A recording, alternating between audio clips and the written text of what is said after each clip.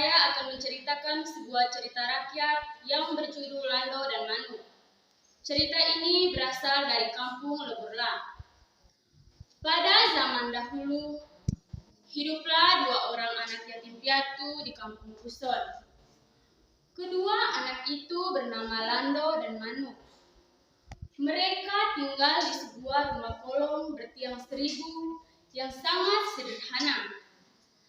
Lando dan Manu merupakan kakak beradik. Lando kakaknya dan Manu adiknya. Mereka memiliki seekor anjing kesayangan. Kehidupan mereka setiap hari adalah mencari biji kecipir, biji jagung, dan biji jali di sekitar tempat tinggal mereka. Mereka mencari makanan hingga petang hari. Makanan yang mereka peroleh dimasak menggunakan periuk tanah. Hari berikutnya, Lando dan Manu pergi lagi mencari biji kecipir, biji jagung, dan biji jali dengan mencari jalan masing-masing. Ini bukan kebiasaan mereka. Mereka pun mulai berpencar. Dalam pencarian makanan, Lando tidak menemukan satu dari ketiga jenis makanan itu. Tentunya hal ini tidak diinginkan Lando. Namun Lando harus menerimanya dengan lapang dada. Sedangkan si Manu mendapatkan benda ajaib. Lalu ia memanggil kakaknya. Kae, main ini ame, apa anda terbulu geang? Yang artinya, kakak, kemarilah, lihat. Benda apakah ini yang bercahaya? Lalu sang kakaknya pun menghampiri adiknya. Ia terkejut melihat benda bercahaya itu. Ternyata benda itu adalah tabung emas.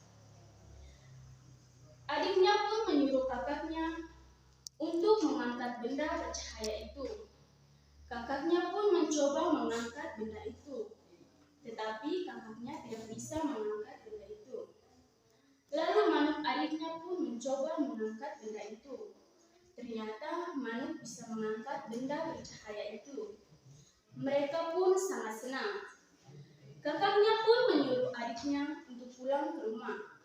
Sesampainya di rumah, Manu langsung meletakkannya benda itu di kamar. Keesokan harinya, Lando dan Manu pergi lagi mencari makanan. Ini tidak seperti biasa. Mereka pun mendapatkan biji kecipir, biji jagung, dan biji jali. Hari sudah petang, mereka pun pulang ke rumah. Sesampainya di rumah, mereka sangat terkejut karena makanan sudah tersaji di atas meja makan.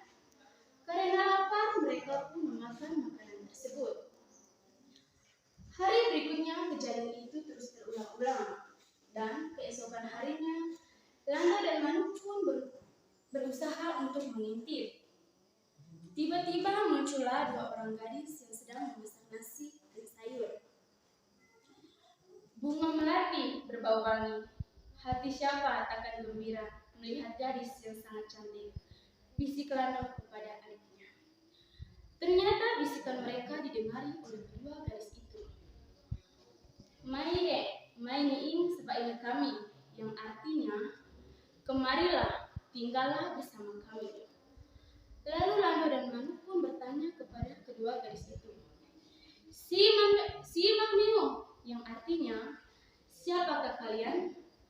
Kedua gadis itu pun menjawab, kami Indo, benda ketabo oleh Miu, yang artinya, kami adalah tabung emas yang kalian bawa. Lalu Lando dan Manu pun berbicara kepada kedua gadis itu.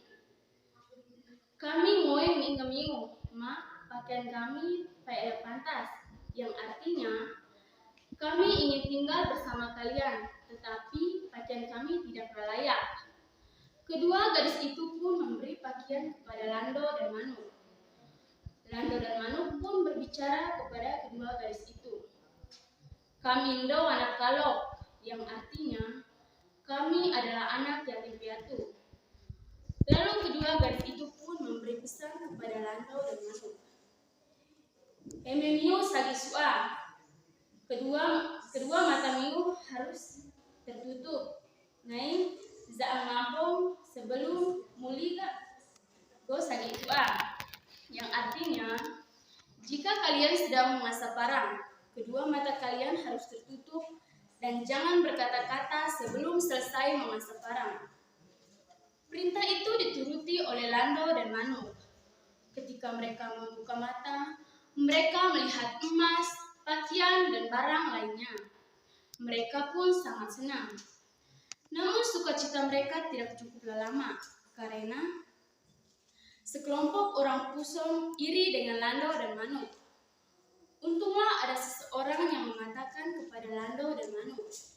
Mereka pun segera meninggalkan tempat itu. Mereka berlari menuju negara luar dengan jalan bawah tanah dan dengan bantuan tabu dan emas. Sampai sekarang, di mana tempat tinggal Lando dan Manuk menjadi sangat terkenal dan kaya raya. Dan tempat tinggal sebenarnya Lando dan Manuk menjadi Tugu Lando Manuk yang sangat luas, yang berdekatan dengan Kampung Leburlah dan Kampung Muli. Pesan moralnya adalah kita harus mengikuti sikap Lando dan Manuk, yaitu rajin bekerja dan baik hati, dan jangan mengikuti sifat sekelompok orang Puson hanya mau merampas barang milik orang lain. Sekian dan terima kasih.